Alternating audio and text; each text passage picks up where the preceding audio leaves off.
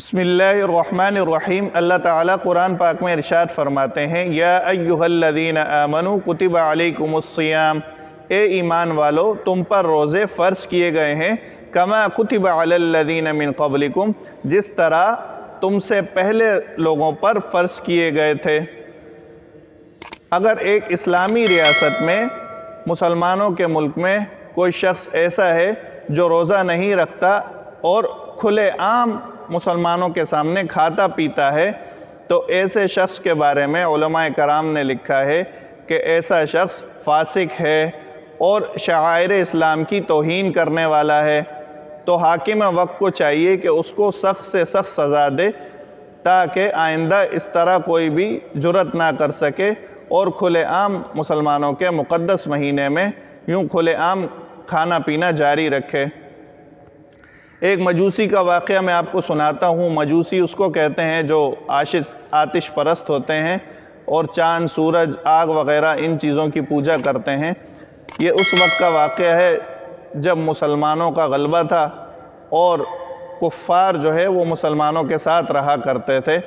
تو ایک مجوسی کا بیٹا تھا، وہ اسی طرح کھلے عام مسلمانوں کے مقدس مہینے میں، رمضان کے مہینے میں اسی طرح کھلے عام کھانا پینا اس نے شروع کر دیا روزے داروں کے سامنے۔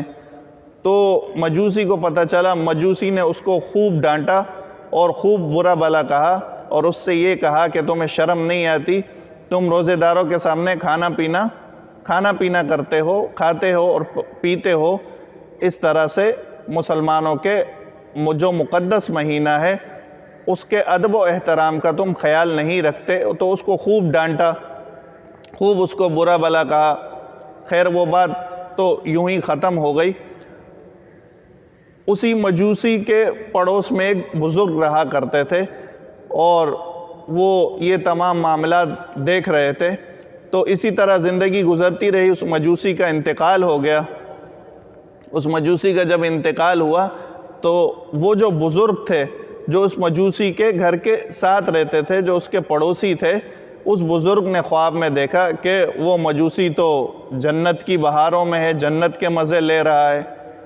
تو بزرگ نے ان سے پوچھا کہ تم تو مجوسی تھے، تم جنت میں کیسے چلے گئے؟ تو حیرت ہوتی انسان کو، تو اس لیے انہوں نے پوچھا کہ تم تو مجوسی تھے، تم جنت میں کیسے چلے گئے؟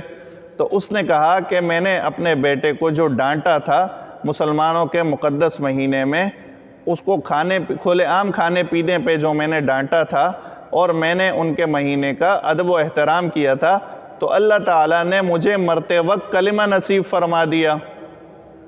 اللہ تعالیٰ نے مرتے وقت کلمہ نصیب فرما دیا اور میں یہاں جنت میں پہنچ گیا اور یہاں مزے کر رہا ہوں۔ تو آپ یہ سوچیں کہ مقدس مہینے کا ادب کرنے پر اللہ تعالیٰ نے اس کو کتنا بڑا انعام دے دیا،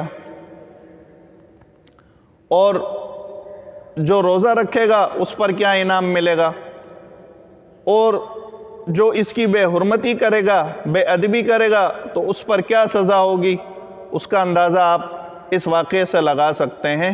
تو انشاءاللہ اس سے جو اگلی ویڈیو آئے گی اس میں انشاءاللہ میں یہ بتاؤں گا کہ روزے دار کے لیے اللہ تعالیٰ نے کیا خاص انعام رکھا ہے اور اس کو کیا انعام دیا جائے گا۔